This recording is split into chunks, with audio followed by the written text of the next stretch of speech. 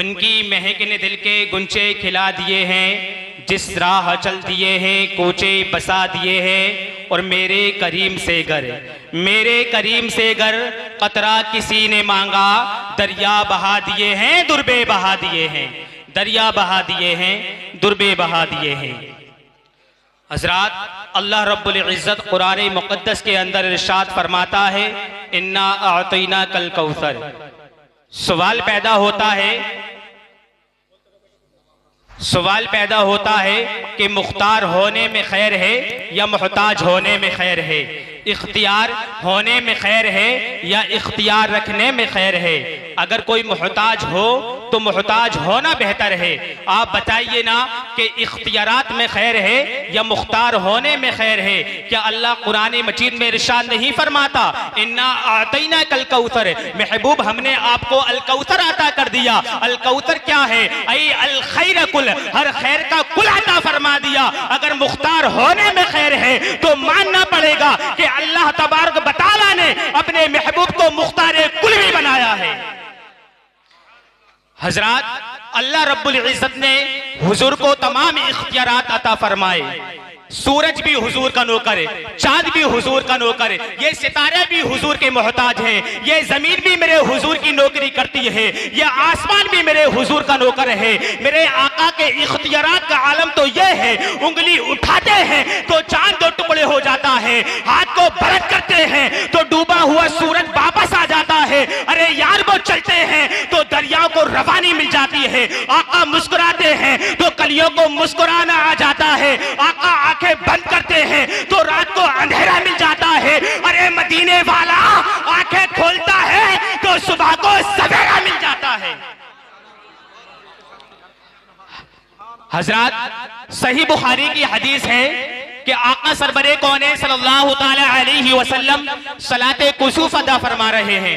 ये उलमा जानते हैं, मारूफ हदीस है, दौराने नमाज आका सरबरे कौने सल्लल्लाहु ताला अलैहि वसल्लम अपना हाथ बढ़ाते हैं।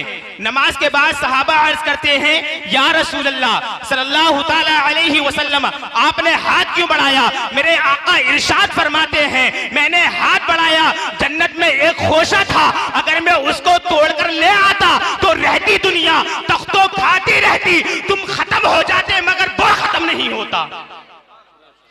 हजरत, मैं अपने आका के इख्तियारात पर बयान कर रहा हूं। इख्तियारात कितना है?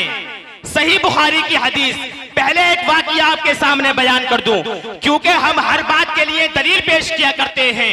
आते हैं साइल मसाइल के साथ और होते हैं कायल दलाइल के साथ। यमन का एक आशिक मदीनतुल मुनव्वरा में हाजिरी का शरफ हासिल करता है, आका की बारगाह में हाजिर होता है, सलाम अर्ज करता है। सलाम अर्ज करने के कुछ देर बाद मक्कतुल मुकर्रमा के लिए रवाना हो जाता है, सुलह हलैफा के मकार पर जाता है। अचानक याद आता है कि एक साहिब ने कहा था हुजूर की बारगाह में सलाम पेश करना, मैंने सलाम अर्ज नहीं किया, मैं जाता हूं, अभी वापस आ जाऊंगा।